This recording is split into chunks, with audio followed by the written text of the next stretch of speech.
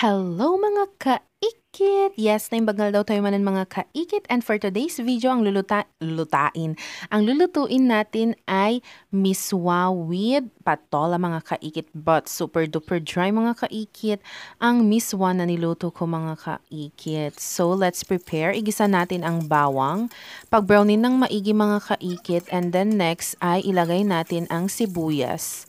So yan mga kaikit. Ang ginawa ko dyan mga kaikit is ginisa ko ng maayos para mas malinamnam, 'di ba?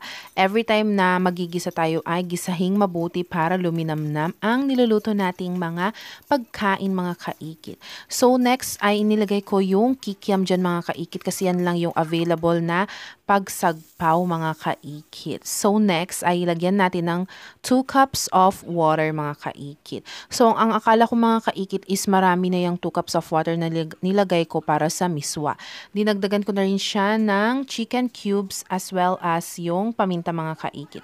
After that, yung bagong pitas na patola ay nilagay ko na din dyan mga kaikit kasi may tanim din si tatang ko na mga patola mga kaikit.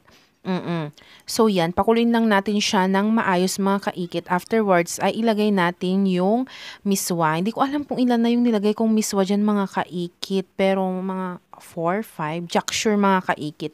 At ang alam ko naman ay okay na yung tubig na nilagay ko kasi medyo madami na rin yun mga kaikit. But super duper maabsorb ang miswa mga kaikit, mga kaikit. Kaya kung ako sa inyo is dagdagan mo siya ng maraming tubig mga kaikit. So, ayan. Lulutuin lang natin ng maigi yung noodles niya mga kaikit.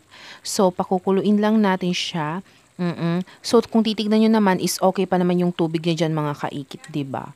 No, diba? O, see? Ang sarap. Oo. So, yan mga kaikit ang outcome. Naging dry na miswa mga kaikit. May share ko lang kanya yung ulam namin.